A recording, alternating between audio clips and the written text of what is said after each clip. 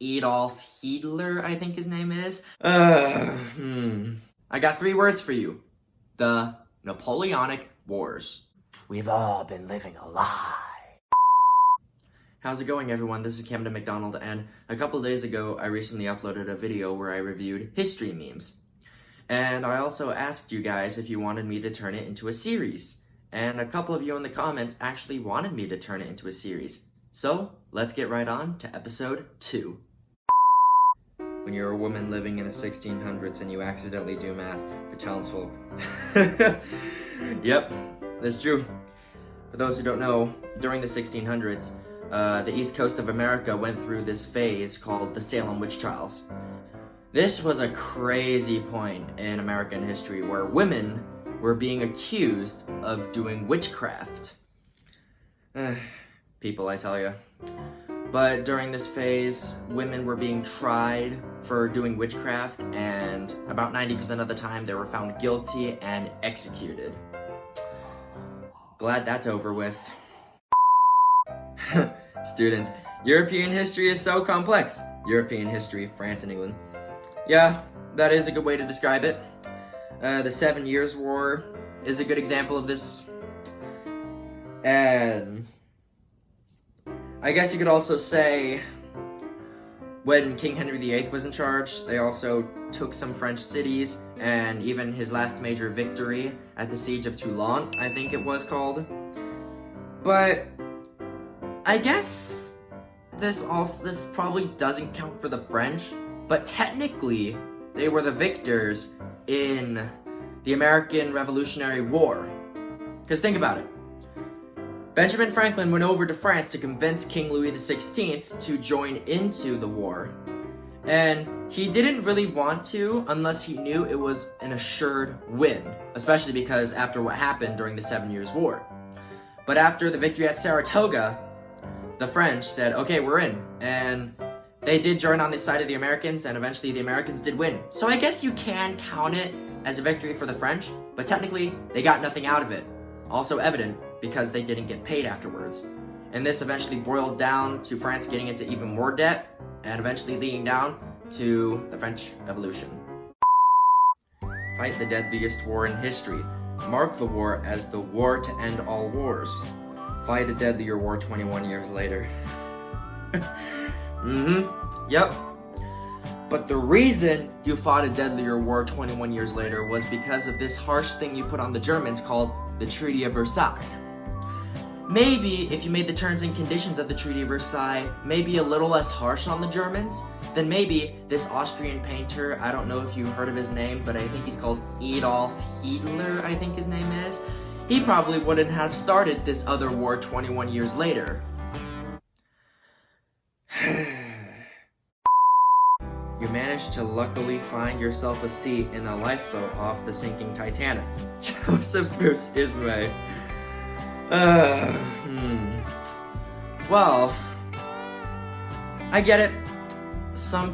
Ismay does get a bad rap for his play in the role of the sinking Titanic, especially because he was the owner of the White Star Line. But you have to understand, people criticize him for leaving the Titanic and saying, oh, he should have given up his seat to any woman or child left.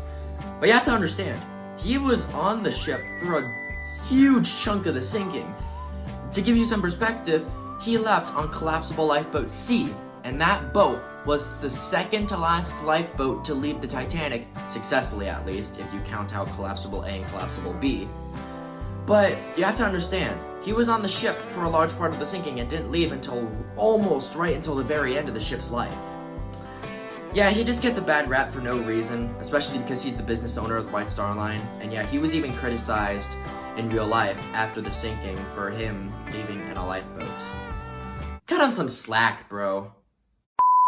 Never ask a woman her age, a man his salary, George B. McClellan to do anything. Wow! Too true, my man. Too true. Oh my gosh. Yeah, General George B. McClellan. He was an interesting figure during the American Civil War. To give you some perspective, one time, President Abraham Lincoln went over to his house so he can have a discussion with him. But McClellan was late returning to work, so he kept the president waiting. And then when he finally did arrive home, get this, he went to bed. He went to bed. If that doesn't tell you about his character, I don't know what will. But to tell you what else will, he was kind of a delayer is probably the best way I could say it. He was cautious. And this is especially notable when he tried to take the Confederate capital of Richmond, Virginia. He was under a Confederate siege. He did win a couple battles here and there when he advanced to Richmond, but dang, when he encountered excuse me, when he encountered Robert E. Lee, he got his butt kicked. That's all I can say.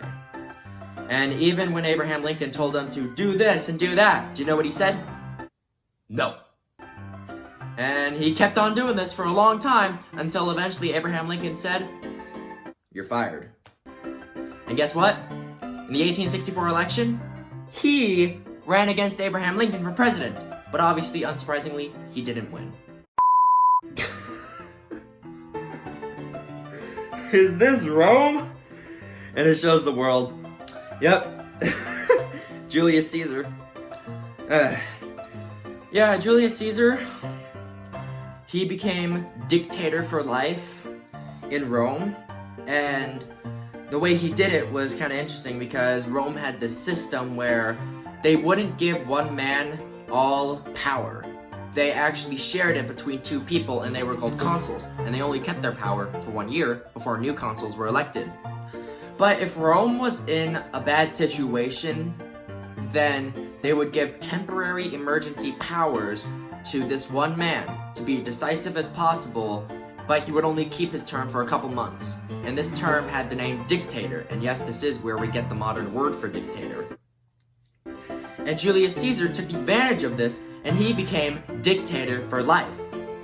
Well, for life is a strong word because he was later assassinated. But yeah, there's some interesting parallels between how Rome gets a dictator and how Emperor Palpatine from the Star Wars universe came to power. It's kind of interesting. Like, he created this very intense situation, this war, and they needed emergency powers to go to one single man. And just like Julius Caesar, Palpatine kept his powers for longer than he needed to. And Julius Caesar, he was the one who decided, I'm gonna keep mine for life. If history was written by the victors, why does French history exist? Well, to answer that question, I got 3 words for you. The Napoleonic Wars. Napoleon Bonaparte, was he a victor? Of course he was. Through the wars of the First Coalition all the way up to the War of the Sixth Coalition, he did very good. The Third Coalition was considered his best for a couple of reasons, but it all went downhill after the Allies realized his tactics and found out a way to counter them. So, even though history was written by victors, Napoleon was a victor. Well, he only got to keep his victories for maybe a few decades or so. That's a nice settlement you got there. Be a shame if someone discovered it. Well, guess what? You actually weren't the first to discover it. We've all been living a lie. But yeah, we've all been taught in school, Christopher Columbus was always the first person to discover America. Technically, this is not true. I know. So shocking! Yeah, it was actually by Leif Erikson in the 11th century. He was actually the first person to discover America. Well, technically not the Americas, he technically landed in Canada. But yeah, he was actually the first person to do so. It wasn't Christopher Columbus. He just gets credit because he was the first one who brought the attention of all the European countries, and then they all sailed down to America to try and colonize it for themselves, and that eventually boiled down to the 7 Years' War, and in the Americas part, it was the French and Indian War, and then later it would boil down to the American Revolution after some taxes were placed on these colonies owned by Britain, and then it eventually boiled down into what we call the United States of America. The English Reformation, 1532. My lord, is divorce legal? I will make it legal. King Henry VIII, Yep, when he removed England from the influence of the Pope, he became supreme head of the English Church. And by doing so, he was able to do a couple things. Create a new Bible in English and divorce his first wife, Catherine of Aragon.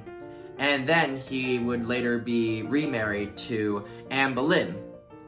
And we all know what happens from there on out.